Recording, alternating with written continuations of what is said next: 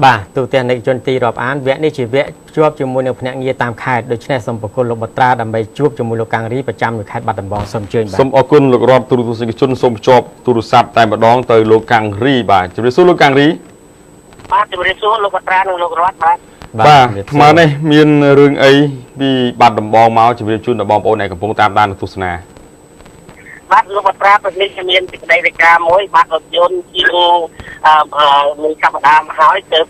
đằng mà cái chui rồi cha bác lúc mà ra bác chả tầm miền mà xôm chơi lúc mà tầm đông mà bác lúc mà ra bác mà cha rồi chôn gì đâu chơi pram quan tịch mình cha bác kẹt phạt lệ tính bay bé học ở mũi sai xong rồi bạn này đăng kha rồi chôn được bác luôn nó trai bán kia lui bác bó vô từ bác có riêng tí mũi sắp đàm một hai hơi chôn song saiแต่บางลุยบางรถยนต์ยกเตอร์น้องเมียนชัวร์เซตอายุจริงมาไปชนะมันสกอร์ลงเลยทานตื่นสกอร์เสียทำไมนี่ระยะเวลาจริงตีแค่แต่บรอรู้น้องเมียนลูกกระบอกที่รู้บางบอรถยนต์เกสรับแต่ไงแต่บางรถยนต์ลูกจนสองไซลูกลูกต้มเด็กลงกับบินรถยนต์ล้วนก็เอาเด็กโดยชวนตกจับครัวบานรอบอ่างนี้จีบองเพราะว่าโอนตัว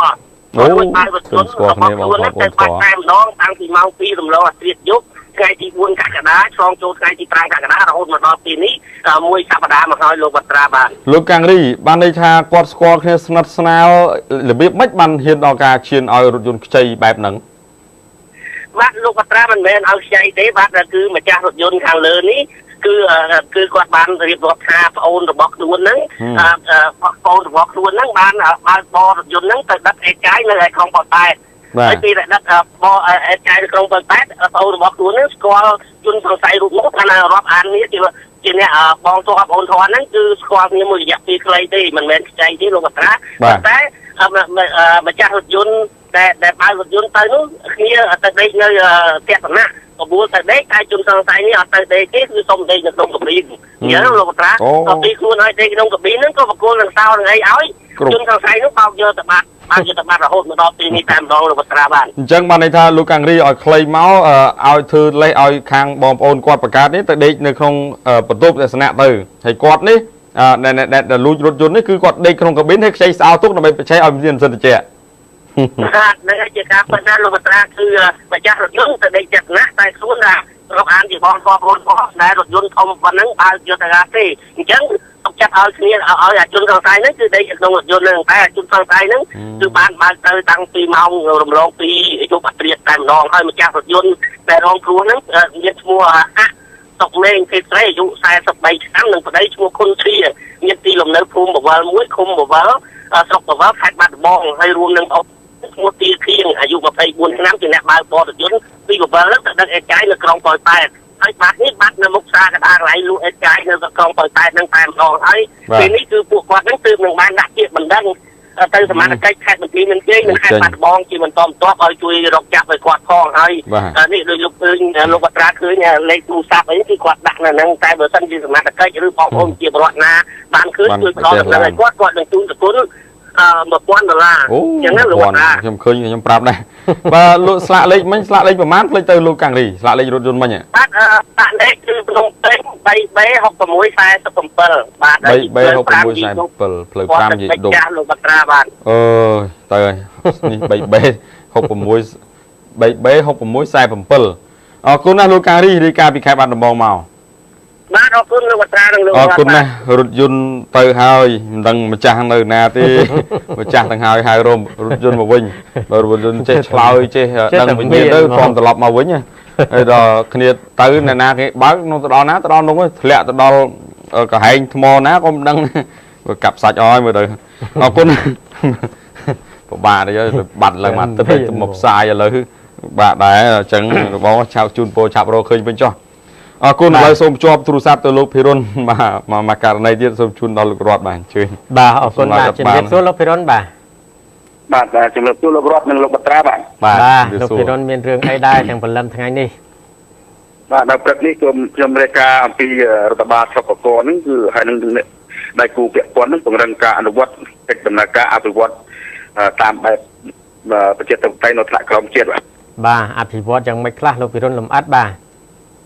បាទឃើញថាដើម្បីលើកកម្ពស់ប្រព័ន្ធសេវានានានៅថ្នាក់មូលដ្ឋានឲ្យកាន់តែមានភាពប្រសើរឡើងនោះគឺអាជ្ញាធរស្រុកកកនិងមណ្ឌលអភិវឌ្ឍជនធានមនុស្សខេត្តពោធិ៍សាត់និងអង្គការដៃគូចំនួន2បានបើកវគ្គដើម្បីអនុវត្តបង្ហាញការនិយាយអំពីដំណើរការត្រួតពិនិត្យព័ត៌មានដោយប្រជាពលរដ្ឋបាទជាមួយគ្នានោះគឺបើតាមការលើកឡើងរបស់លោកសុតតារាបាទលោកសុតតារា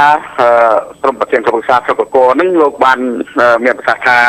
ភាសាការចូលរួមពីប្រជាពលរដ្ឋមិនទាន់បានទូលំទូលាយអញ្ចឹងហើយធ្វើឲ្យអ្វីដែលជាកង្វល់របស់ប្រជាពលរដ្ឋដែលបានកើតឡើងនោះ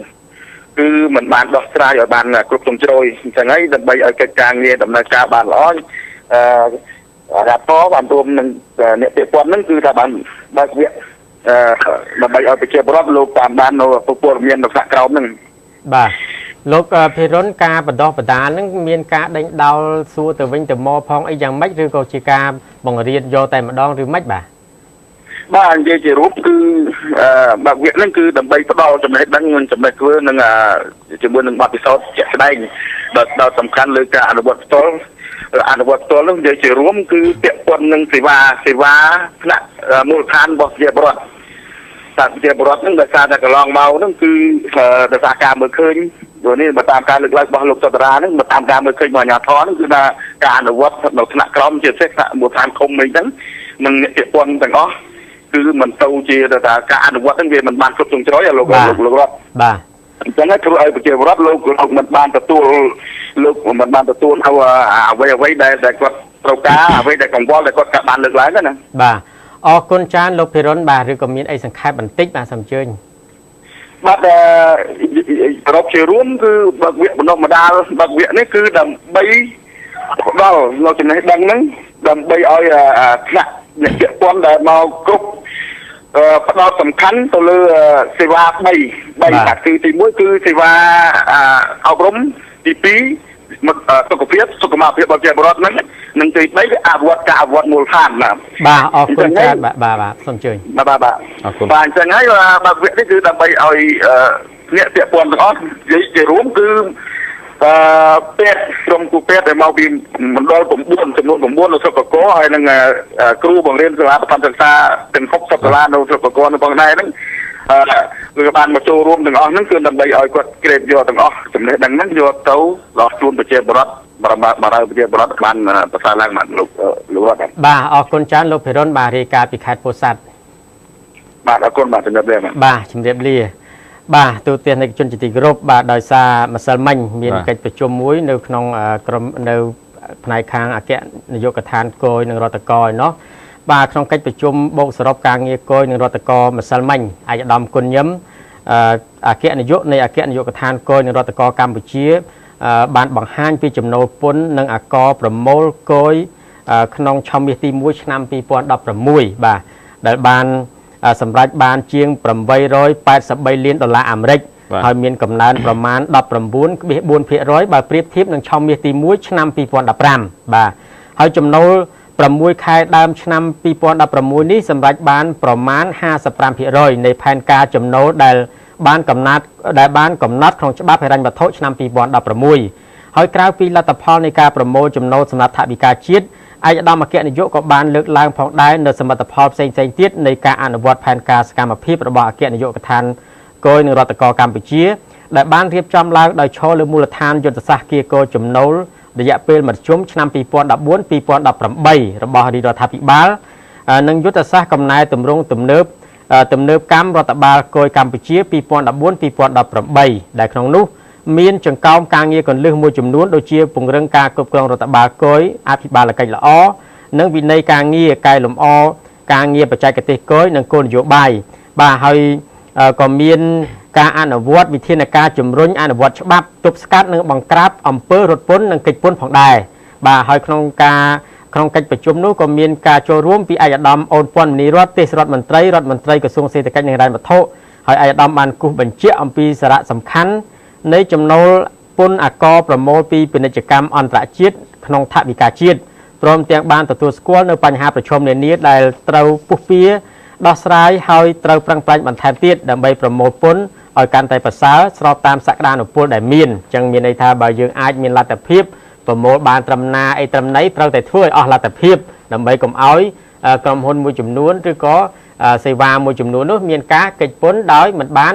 ប្រមូលសម្រាប់ថវិកាជាតិបាទជាប្រចាំប៉ុណ្ណឹងទូរទស្សនិកជនជាទីគោរពរាប់អានសូមសម្រាប់បន្តិចសិនវគ្គក្រោយនឹងភ្ជាប់ទូរស័ព្ទទៅភ្នាក់ងាររាយការណ៍តាមបណ្ដាខេត្តមួយចំនួនបន្តទៀតខណៈនេះសូមសម្រាប់បន្តិចបាទ